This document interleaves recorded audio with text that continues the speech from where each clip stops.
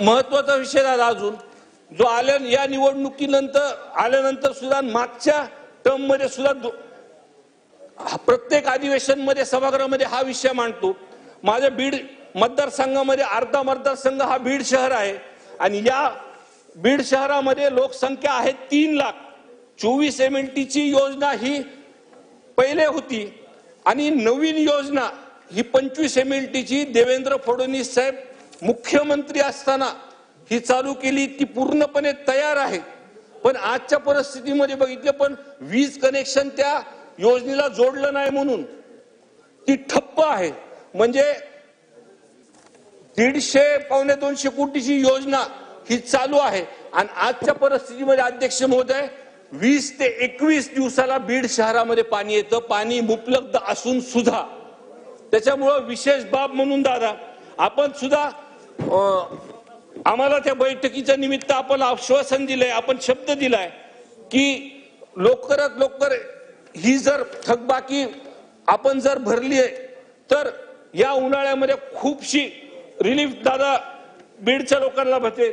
तसंच बीड मतदारसंघामध्ये आपण पालकमंत्री आहेत म्हणून मी बोलतो अध्यक्ष महोदय त्यांना की टुकूर प्रकल्प हा 2003 पासून हा प्रकल्प मंजूर आहे, ह्याची वर्क ऑर्डर झाली पण तो आतापर्यंत अध्यक्ष महोदय झाला नाही। त्याचं मागचं कारण आहे की 2 गावं तिथून उठायला तयार नव्हते, त्याच्यामध्ये आणि प्रशासनामध्ये खूप ह्याच्यामध्ये वाद होत होते।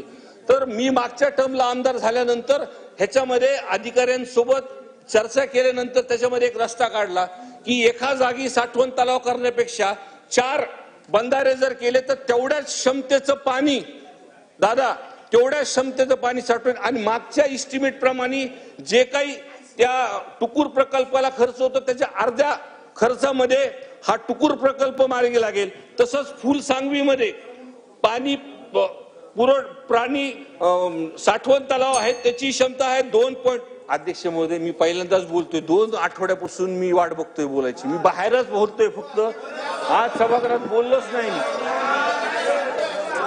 फुलसांगवीचा एक साठवण तलाव आहे त्याची पाणी आता तुम्ही सगळ्यांनी आम्हाला मदत केली पाहिजे कारण का असं आमच्या जिल्ह्यातले आमदार जर आले तर सर्वजण आम्हाला खालून वरपर्यंत बघतात अध्यक्ष महोदय।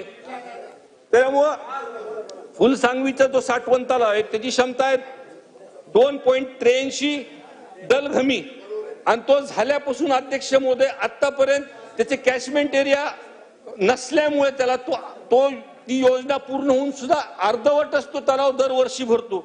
त्याच्यामध्ये सुद्धा नवीन बॅरिगेट्स जर काही टाकले तर हा जो प्रकल्प माझ्या मतदारसंघामध्ये फुलसांगवी या ठिकाणी झालाय तिथे सुद्धा आम्हाला मदत होईल। शेवटी एवढंच सांगतो दादा की डॉक्टर बाबासाहेब आंबेडकरांच्या पुतळ्याची उंची वाढवण्याचा विषय, अण्णाभाऊ साठेंच्या पूर्ण आकृती पुतळा स्वर्गीय विनायकराव मेटेसाहेब ह्यांचा आम्ही आपल्या बीड पंचायत समितीमध्ये ठराव घेऊन जागा सुद्धा घेतलेली आहे आणि स्वर्गीय अण्णासाहेब पाटलांचा सुद्धा पुतळा तिथं उभा राहायचा आहे।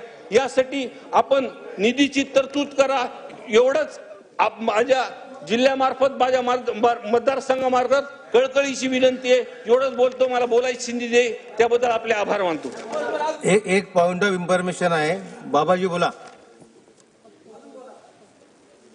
अध्यक्ष महोदय आमच्या खेड आळंदी विधानसभा मतदारसंघामध्ये